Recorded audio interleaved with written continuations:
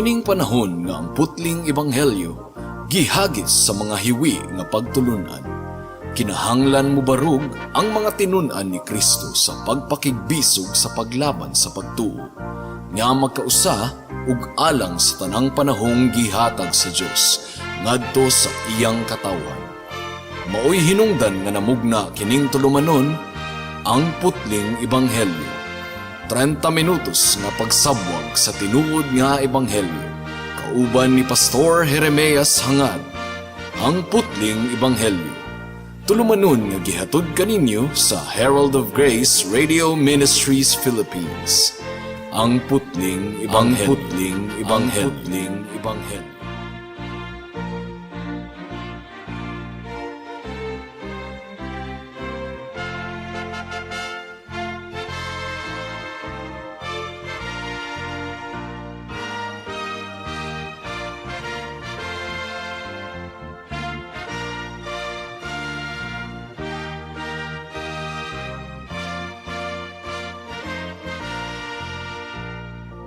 Alang sa pagpamalandong sa pulong sa Ginoo ni ining taknaa atong pag-aablihon ng atong Biblia sa Mark chapter 9 verse 30 hangtod sa 32. But before that, once again akong gigreet ang akong 93 years old nga lolo nga si Isabelo Laure Sr. Mark chapter 9 verse 30 to 32. Ang gingon dinhi: Unya mibiya sila ni adtong dapita ug mipadayon paglakaw latas sa Galilea. Dili buot si Jesus nga may mahibalo kon hain siya, kay gisultihan man niya ang iyang mga tinun-an nga ang anak sa tawo itugyan ngadto sa mga tawo ug papyon nila siya apan mabanhaw tapos sa tulo ka adlaw. Wala sila makasabot kung unsay kahulugan sa iyang giingon kanila apan nahadlok silang mangutana kaniya. May the Lord bless the proclamation of His word.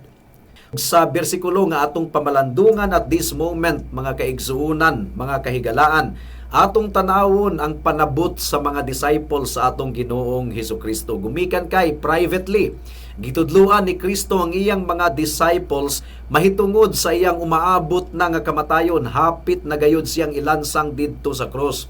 Ug ikatulo na kini kahigayon nga gitudlo ni Kristo directly kanila nga siya pagapatyon. Ang unang higayon nakasulat sa Mark chapter 8 verse 31. Ang ikaduhang higayon nahasulat sa Mark chapter 9 verse 9 hangtod sa 10. Apan bisan pa og gibalik-balik ni Kristo og proklamar kanila ang iyang kamatayon, dili gihapon madawat kini sa kasing-kasing ug hunahuna sa mga disciples. Wa gayud nila masabti ang gitudlo ni Kristo, gumikan kay gimanduan pa sila sa ilang karga-karga nga sipyat nga panghunahuna mahitungod sa Mesiyas nga usa ka political nga leader o political nga hari. Kung wa gani makasabot ang mga disciples sa atong Ginoong Hesukristo, bisan pagkadto nga pagtulunan gikan na mismo sa baba sa atong Ginoong Hesukristo, ikatingala pa ba kung nagkalain-laing grupo sa atong kapanahunan karon, nagkalain-lain usab ang pagsabot sa pulong sa Ginoo? Nganong daghan mang mga grupo karon nga wala magkahiusa sa doktrina? So, adunay tulo ka hinungdan nga atong pamalandungan niining taknaa. Ang giingon dinhi, ang gipadayag sa Ginoo nga kamatuoran dili kini equal sa tanang mga tawo. Buto sabot, dunay mga tawo nga mas gilamdagan ang ilang hunahuna o kasing-kasing kaysa sa uban. Ato kining tun-an unya. Ikaduha, ang problema sa mga tawo, kung magtuon sila og Biblia, duna na sila'y mga preconceived ideas, duna na sila'y mga karga-karga nga pagtulunan sa ilang hunahuna. Mao nga, kung sipyat kadto nga pagtulunan, nga naa na sa ilang hunahuna, makapugong sa ilang pagtuon sa kamatuoran. Kay mo naman to'y mupugong katong mga karga sa ilang hunahuna, sulod sa ilang hunahuna ng daan. Ug ikatulo, sinful hardness of heart. Dunay dili pagkahiusa sa doktrina, gumikan kay ang kasing-kasing sa mga tawo garbuso o gahi. Unahon nato ang unang punto, not equal to all men. Ang atong buhi nga Dios, sa hinungdan nga siya lamang ang nasayod, mga kaigsunan, wala niya gipadayag ang kamatuoran nga equal sa tanang matang sa katawhan. Mugani nga kabubuton sa Ginoo nga kita magtinudloay sa usag-usa ug kita mahimong mupasakop sa pulong sa Ginoo. Gitudluan ni Kristo ang iyang mga disciples ug laglom nga pagtulunan, pero ang iyanong mga katawhan wala. Mas gagahin siya og oras sa iyang mga disciples, privately mga kaigsuonan. Mas lamdag ang kamatuoran ng iyang gihatag sa iyang mga disciples. Mark chapter 9 verse 30 to 31. Unya mibiya sila ni adtong dapita ug mipadayon paglakaw latas sa Galilea. Dili buot si Jesus nga may mahibalo kun hain siya, kay gisultihan man niya ang iyang mga tinun-an nga ang anak sa tawo itugyan ngadto sa mga tawo ug patyon nila siya apan mabanhaw tapos sa tulo ka adlaw. So, adunay benepisyo sa pagtulunan nga nadawat ang mga disciples ni Kristo nga wala nadawat sa yano nga mga katawhan. So dili equal ang pagpadayag sa Ginoo sa iyang kaugalingon sa tanang mga tawo. Ug gipadaygan ni Jesus ang iyang mga disciples ug mga butang nga wala niya ipadayag sa uban. Mark chapter 4 verse 10 to 11. Sa naginusara na si Jesus, pipila ni adtong nakabati sa iyang pagpanudlo, miduol kaniya uban sa napulog duha, katinunan ug mihangyo kaniya sa paghatag ug katinawan ni adtong mga sambingay. Si Jesus mitubag, gipadayag na sa Dios kaninyo ang mga tinago sa iyang gingharian. Apan alang sa uban nga anaa sa gawas, ang kamatuoran gipadayag ingon nga mga sambingay. So dili equal. Mao nga kung ikaw nasakop sa usa ka iglesia nga seryoso gayud kaayong nagtuon sa pulong sa Ginoo, bulahan ka, higala. Bulahan ka kay dili tanang iglesia anaa ni ana nga pribilehiyo. Ang mga Kristohanon giauhag sa Ginoo nga mutubo sa atong kahibalo. Anam-anam. Walay Kristohanon nga mitubo na dayon sa kahibalo, nahimong spiritually mature na dayon, anam-anam. As he continues to listen to the gospel proclamation on a regular basis, Sunday after Sunday, nag-anam-anam na usab og tubo ang iyang kahibalo. Mao nga bulahan ang simbahan.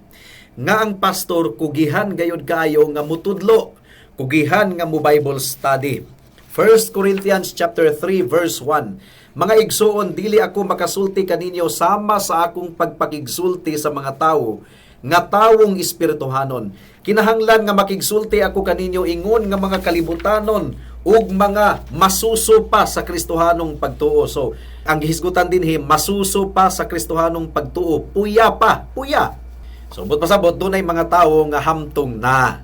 Ang giingon sa 1 Peter chapter 2 verse 2, sama sa mga bata nga masuso, pangandoy kamo sa lunsayng gatas nga espirituhanon, aron sa inyong pag-inom niini, mutubo kamo ngadto sa kaluwasan. So, kung atong gipasagdahan ang atong pagtuon sa pulong sa Ginoo, dili gayod kita mutubo.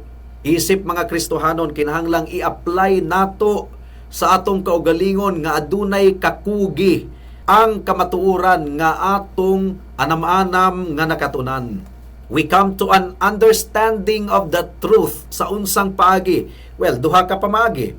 Nasabta nato ang kamatuoran pinaagi sa pagpadayag or pinadayag.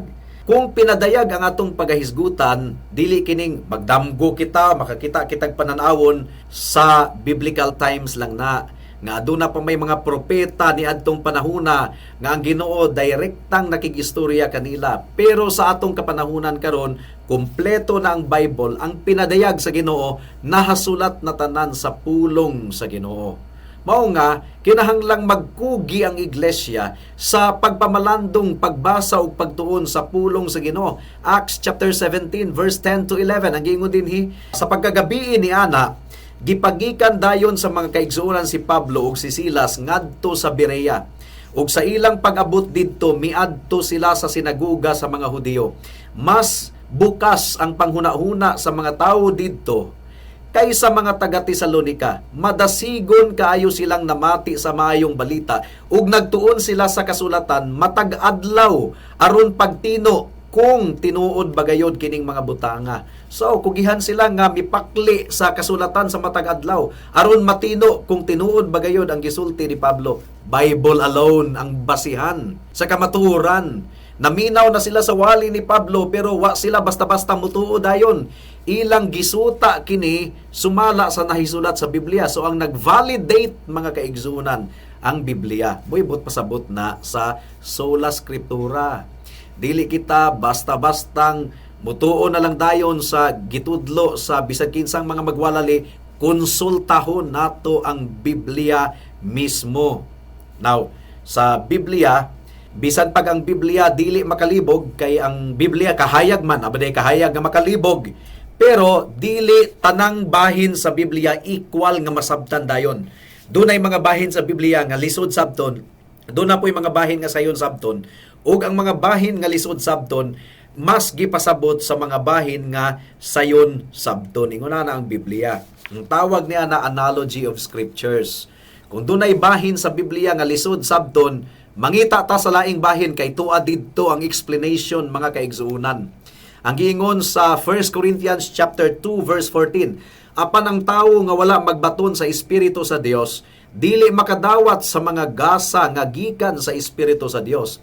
Dili gayud siya makasabot niini ug binuang kini alang kaniya kay kini matugkad man lamang sa espirituhanong pamaagi. As we study the scriptures, nagampo kita nga ablihan sa Ginoo ang atong kasing-kasing ug hunahuna.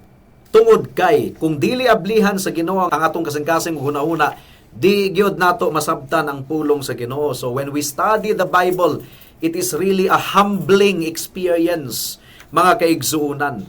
Mao nga, miingon si Kristo kang Pedro, bulahan siya, gumikan kay, kining maong kamatuuran, wala muabot kanimo pinaagi sa bisan unsang tawhanong pamaagi. I'm reading Matthew 16:17. Ang akong amahan nga atua sa langit mao ang naghatag niini kanimo. Unsa ang tinuod kang Pedro, tinuod usab kanato. Kung dili ablihan sa Ginoo ang atong kasing-kasing hunahuna, dili gayud nato masabtan ang kamatuoran. 2 Timothy chapter 2 verse 7 ang giingon dinhi, palandunga kining akong gisulti kay ang Ginoo magtabang kanimo sa pagsabot sa tanan. So kinsa ang mutabang kanato sa pagsabot sa tanan? Ang Ginoo. Therefore, sa atong pagtuon sa Biblia, nagasalig lamang kita sa gahom sa atong Ginoo aron malamdagan ang atong kasing-kasing ug huna-huna. Pero kining kalamdag nga gihatag sa Ginoo sa atong kasing-kasing ug huna-huna, sumala sa gipadayag sa Biblia, anam-anam kini. Gaanam-anam kita og tubo. Upat na katuig ang atong programa dinhi sa kahanginan ug nagtuo ako nga ang mga tawo nga naminaw sulod sa upat ka tuig, nagtuo ako nga bulahan sila. Dako ang panalangin nga ilang nadawat, mitubo na sila sa pagkakaron. So, mo kini ang atong gilauman gikan sa atong buhi nga Dios, mga kaigsuonan. Mao gani nga kinahanglan nato ang mga pastors ug mga magtutudlo gumikan kay ang mga tawo dili uniforme ang ilang panabot. Lahi-lahi ang katakos sa utok nga gihatag sa Ginoo sa matag usa. Mao nga kabubuton sa Ginoo nga aduna gayoy magtudlo. Acts chapter 8 verse 30 to 31. Busa midagan si Filipe ngadto kaniya ug nadunggan niya ang eunuko nga nagbasa sa basahon nga sinulat ni propeta Isaias. Unya nangutana kaniya si Filipe, nakasabot ka ba sa imong gibasa? Ang opisyal mitubag, unsaon nako pagkasabot niini kung walay mutudlo kanako? Ug iyang gipasakay si Filipe sa karwahe ug gipalingkod tupad kaniya. Mapainobsanon katong eunuko. Iyang giangkon nga nanginahanglan siya og magtutudlo. Adunay mga tawo nga hambog kayo. Wala na kunuhay sila nanginahanglan og pastor. Wala sila nanginahanglan na kuno og magtutudlo. Kay murag gibrightan na kayo sila sa ilang kaugalingon. Mga kaigsuunan, kabubuton sa Ginoo nga aduna gayoy pastor nga mutudlo. Mo nga iyang gisulat kini sa Ephesians chapter 4 verse 11, gitakda niya ang uban nga mahimong ebanghilista ug mga pastor ug magtutudlo aron mahingkod ang iglesia sa atong buhi nga Dios. Luke chapter 24 verse 32. Nag-ingnanay sila, dili ba ingon sa may kalayo nga nagdilaab sa atong kasing-kasing sa dihang nagsulti siya ug nagpatinaw kanato sa kasulatan didto sa dalan?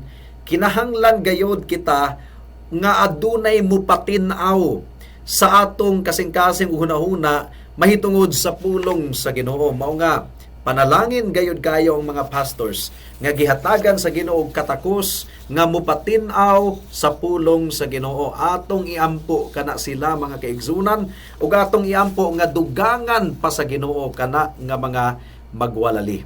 Hangtod sa pagbanhaw sa atong Ginoong Hesukristo gikan sa mga patay, ang mga disciples wala pa gayud makasabot sa kamatayon sa atong Ginoong Hesukristo, pero niadtong nabanhaw na si Kristo ug mikunsad na ang balaang espiritu, didto na nila nasabtan ang tanan. Katong pagkabanhaw ni Hesukristo kay di ba dili pa man nila madawat nga si Kristo pagabation kuno. Nahadlok gani silang mangutana ni Jesus kay nasayod man sila nga ang tubag ni Jesus mao ra gid gihapon. Patyon ng anak sa tawo ug human sa ikatulo ka adlaw mabanhaw siya pag-usab. Pero gipasabot na kini ni Jesus kanila sa kinatibukan human siyang mabanhaw gikan sa mga patay. Luke chapter 24 verse 44 to 47. Ang giingon dinhi, unya miingon siya kanila, kining mga butanga mao gayud ang akong gisulti kaninyo samtang uban pa ako kaninyo. Kinahanglan matuman ang tanan nga nahisulat mahitungod kanako sa balaod ni Moses ug sa mga sinulat sa mga propeta ingon man sa mga salmo. Unya gipasabot niya sila sa kasulatan ug miingon siya kanila, kini mao ang nahisulat nga ang Mesiyas kinahanglan nga magantos ug unya mabanhaw sa ikatulong adlaw. Kinahanglan nga isangyaw pinaagi sa iya ngalan ang mensahe mahitungod sa paghinulsol ug pagpasaylo sa mga sala ngadto sa tanang mga nasod sugod sa Jerusalem. And if you've been following us for 4 years, unsa man ang atong giwali dinhi sa kahanginan, di ba? Ang mahitungod sa paghinulsol sa mga sala ug pagtuo lamang sa atong buhi nga Dios. This is the message of the church. This is the faithful message of the true servants of God, of the true servants of Christ. Wala na ilaing ngalan nga atong ibayaw pa, kundili ang ngalan lamang sa atong Ginoong Hesukristo. We are utterly dependent upon God aron masabtan nato ang pinadayag sa iyang pulong. Grasya kana sa Ginoo, mga kaigsunan. Nagampo ka ba nga kun buklaton nimo ang imong Biblia, ablihan sa Ginoo ang imong kasing-kasing hunahuna aron masabtan nimo ang imong gibasa? Please do so. Magampo gayud kita sa Ginoo. Nag-andam ka ba alang sa pag-adto sa simbahan sa matag adlawng Domingo nga adunay tinguha sa kasing-kasing nga masabtan nimo ang pulong sa Dios? Iampo ka na higala. Ikaduha nga rason nganong dili gayud masabtan sa mga tawo ang pulong sa Ginoo, no? Wala nagkahiusa. Gumikan kay sa ilang pagbuklat sa Biblia, aduna nay karga ang ilang kasing-kasing hunahuna. Bugani nga sa pagbuklat nato sa Biblia, kalimtan usa nato ang mga karga sa atong utok kay basin og sipyat kana. Atong tugutan nga ang Biblia gayud mismo mao ang makig-istorya kanato. Ug kung duna tay nabasa gikan sa Biblia nga sukwahi sa atong gikuptan na nga pagtulunan sa atong kasing-kasing hunahuna, gikuptan ng daan, kinahanglan nga atong ibalibag ang atong gikuptan ng daan ug atong dawaton ang pagtulunan nga atong nadawat direktamente gikan sa pulong sa Ginoo. Nganong dili man madawat sa mga disciples nga si Kristo mamatay unya human sa ikatulo ka adlaw mabanhaw pag-usab. Katulo gitudlo ni Kristo kanila. Pero nganong di man gihapon nila madawat, gumikan kay duna na lagi karga ang ilang utok. Duna na isulod daan. Ug ang sulod daan sa ilang utok sukwahi sa ilang nadunggan gikan kang Kristo. Kay ang sulod daan sa ilang utok nagaingon nga ang Mesiyas usa ka politikanhon nga hari, political leader nga mooy magpalambo sa Israel isip usa ka gingharian ug mga pilde ang uban nga mga political ruler sa tibuok kalibutan. Sipyat nga sulod ng daan sa ilang utok mao nga sa pagkadungog nila sa kamatuoran nga gitudlo ni Kristo, nagdumili sila sa pagdawat niini. Kinahanglan nga kung mo buklat kita sa Biblia, ang atong kasing-kasing hunahuna mapainobsanon. Andam nga mupasakop sa kamatuoran nga atong mabatunan. Dili ta makigdebate sa Biblia gumikan kay duna na kitay gikuptan nga pagtulunan sa atong utok o kasing-kasing daan. That is really bad. And failure to understand the scriptures ang hinungdan niini kining carelessness nato sa pag-handle nato sa Word of God. Ikatulo nga hinungdan nganong dunay theological nga panagbahin-bahin sa atong kapanahunan karon, gumikan kay ang kasing-kasing sa tawo puno o garbo. Bisan pag duna na siya ay gikuptan nga pagtulunan unya, napamatud-an nga sipyat ang iyang gikuptan nga pagtulunan, sakit man alang kaniya nga, oy, sulod sa pila ka tuig mo na niya akong gituhan sipyat di ay, sakit alang kaniya kana mga padayuno na lang niya ang sipyat. Dili gyud siya mapasakop sa iyang nakatunan gikan sa pulong sa Ginoo. Lunod patay na lang gyud nga iyang barugan ang sipyat kay dili siya kadawat lagi garbo. Dili siya kadawat nga sipyat di ang iyang gikuptan nga pagtulunan sulod sa dugayng panahon. Aha, kinahanglan gayod nga isalikway kana nga mentalidad mga kaigsuonan. Luke chapter 9 verse 43 hangtod sa 45. Ug nahibulong ang tanang tawo sa dakong gahom sa Dios. Samtang natingala pa ang mga tawo sa tanan nga gibuhat ni Jesus, miingon siya sa iyang mga tinunan, ayaw kamo kalimot sa akong isulti kaninyo karon. Ang anak sa tawo itugyan ngadto sa gahom sa mga tawo, apan wala sila makasabot sa kahulugan niini. Gililong kini kanila aron dili sila makasabot niini, ug nahadlok sila nga mangutana kaniya mahitungod niining butanga. O dili ba klaro ang gisulti ni Kristo? Klaro kayo nga siya pagapatyon. Nya human sa katulo ka adlaw mabanhaw. Pero nganong galibog manggihapon sila? Gumikan kay ang ilang kasing-kasing nagdumili sa pagdawat niini. O gani nga nahadlok silang mangutana pa og utro sa Ginoo kay nasayod man sila nga mao ra gid gihapon ang tubag ni Kristo. Gahi lang gyud sila og ulo mga kaigsuonan. Now, ang mga tao sometimes dili nila makita ang kamatuoran, gumikan kay dili nila gustong makita. Dili gumikan kay dili hayag ang kamatuoran, gumikan kay dili nila buot kining makitaan. Mibalibad sila sa kamatuoran. O kung ang tao nagdumili sa kamatuoran, bisan pag unsaon og pagpasabot ni ana, di gayod na siya kasabot kay dili buot nga musabot. Ang giingon sa Biblia, dili sila makasabot niini, gumikan kay dili sila ganahan niini. That's the truth mga kaigsuonan. It was hidden from them because of their own unbelief. Klaro kay nang gisulat sa Biblia. Ang atong mga preconceived notions mahitungod sa Biblia mooy mahimong babag aron dili nato makatunan or mahibaw-an ang kamatuoran.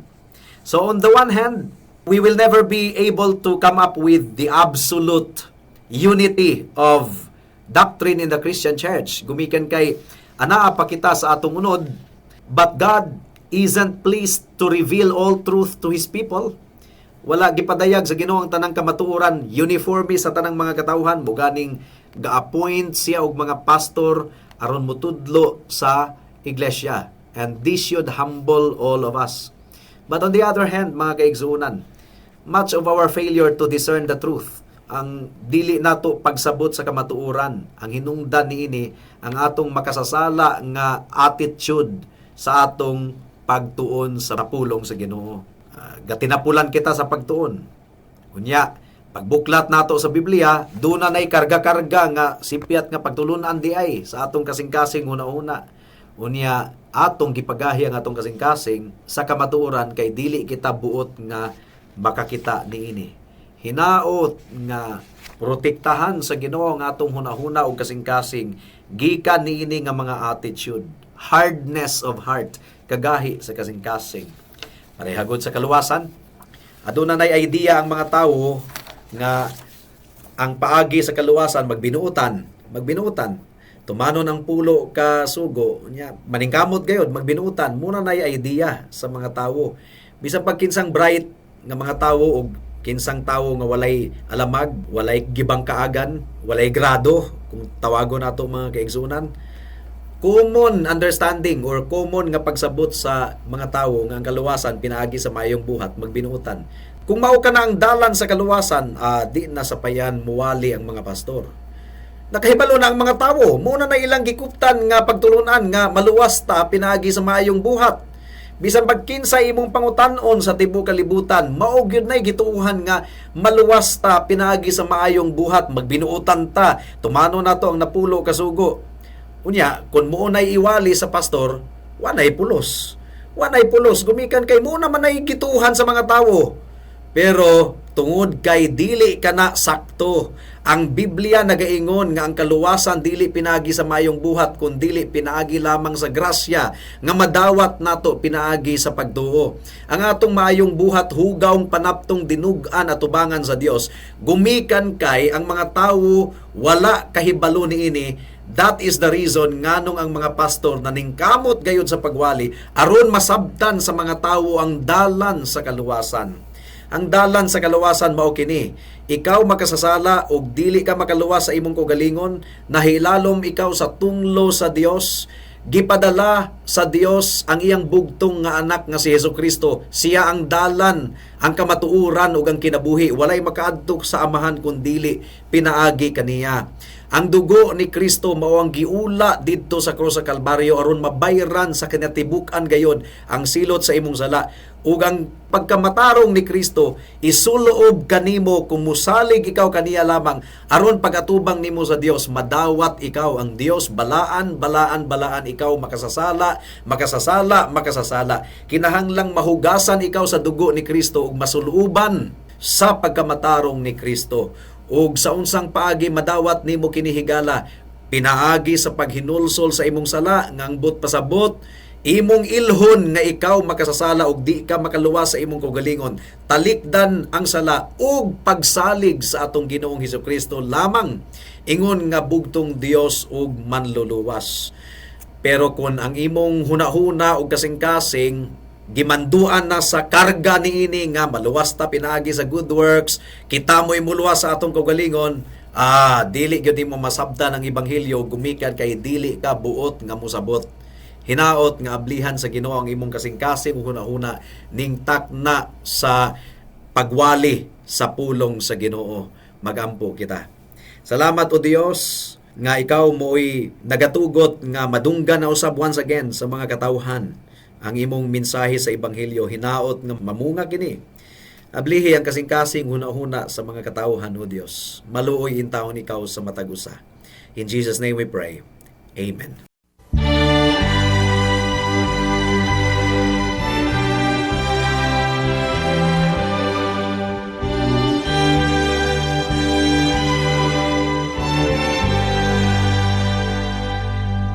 My soul in sad exile was out on life's sea, so burdened with sin and distressed, till I heard a sweet voice saying, "Make me your choice," and I entered the haven of rest. I've anchored my soul in the haven of rest. I'll sail the wide seas no more. The tempest may sweep over wild stormy deep. In Jesus I'm safe evermore. I yielded myself to His tender embrace, in faith taking hold of the word. My fetters fell off and I anchored my soul. The haven of rest is my Lord. I've anchored my soul in the haven of rest. I'll sail the wide seas no more. The tempest may sweep over wild stormy deep. In Jesus I'm safe evermore. Oh, come to the Savior, He mightily calls, to save by His power divine. Come anchor your soul in the haven of rest, and say, my beloved is mine. I've anchored my soul in the haven of rest. I'll sail the wide seas no more. The tempest may sweep over wild stormy deep. In Jesus I'm safe evermore.